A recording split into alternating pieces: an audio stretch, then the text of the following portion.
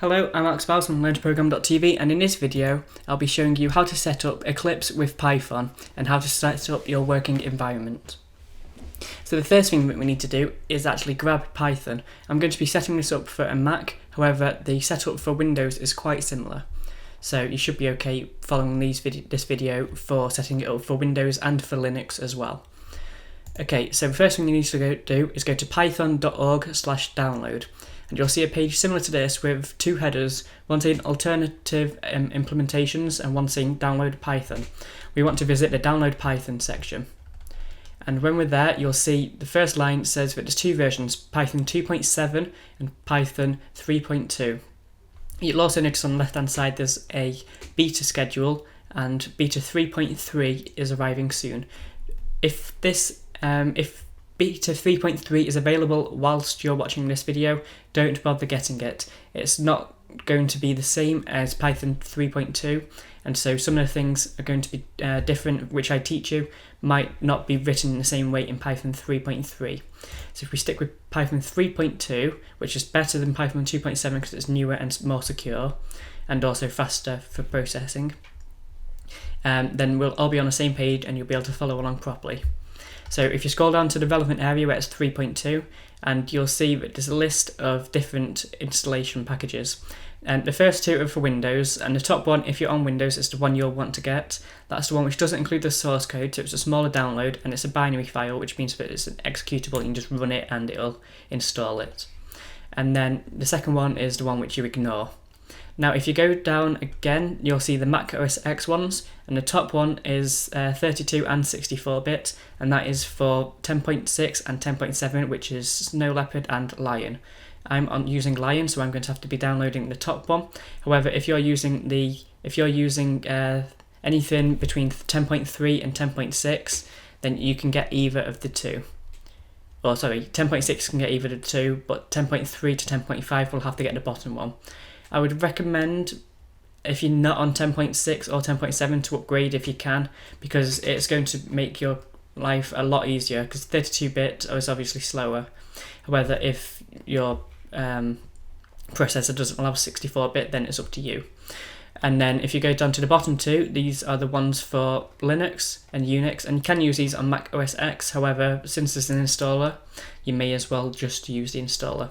Using these two, if you're using Linux, I assume that you know how to use the command line or the terminal, and you will have to be using the terminal to actually install these.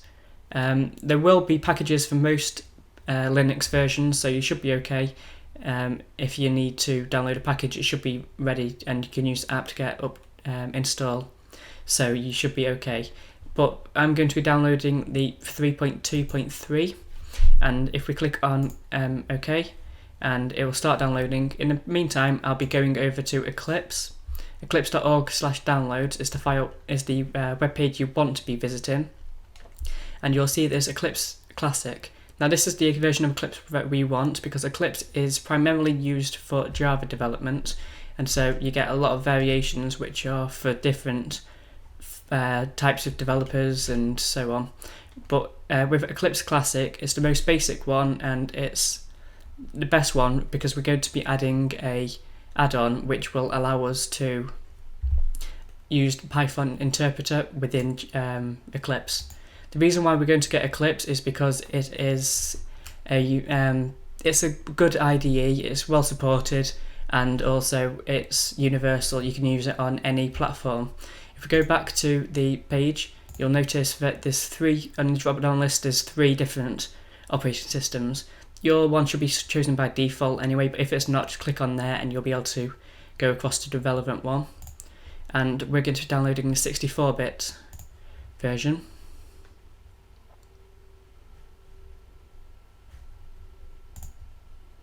Okay, and once we got to that, you'll see a link in the middle. It'll be a mirror, so don't worry about what country it says. It should be a country fairly close to where you are, and that's all we need to do for that.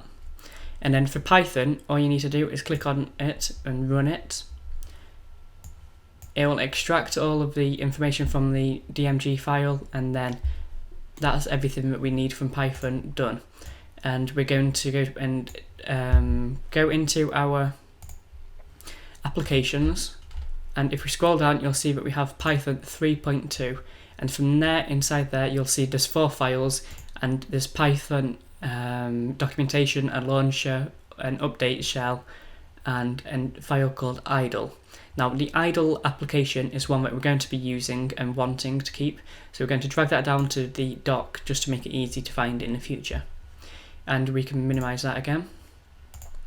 And once this is finished downloading the 173 megabytes that there is, then we're going to have to put that on dock as well, because Eclipse doesn't actually install, it's just a shortcut. And so to make it so it's easy to find again, if we have it on the dock, then you don't have to go through all your downloads area again. Okay, so now that the Eclipse file is finished downloading, what we can do is we can just go and run this by, extract it, which will put it all inside a folder somewhere. And once that folder's extracted, then what we need to do is drag it down to the dock, and we can then run all our setup on the workspace.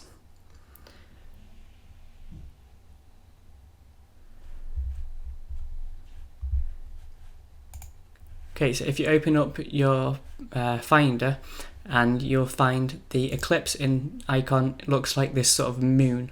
And what we're going to do is just going to drag that icon down to the dock to make it easier to find again in the future. And we can close that window down. And if we open up Eclipse, you'll get this little warning saying that it was downloaded from the internet. Click on Open. And you'll see here that we get Eclipse Indigo. Now Eclipse Indigo is just the version name, so 3.7 is called Indigo. That's all it means, so if yours is slightly different, don't worry about it. It just means that you've got a later version. So from there, just click on OK. And the first thing that we need to do after it's finished loading up this workspace is go to Help and Install New Software. Now where it says Install New Software, we need to type in a web address, and this is going to be pydev.org/updates, and click on Add, and it will start searching, and it will find the pydev, and it will find another one called pydev Mylin. Now the Mylin one you don't want to get because you don't need it.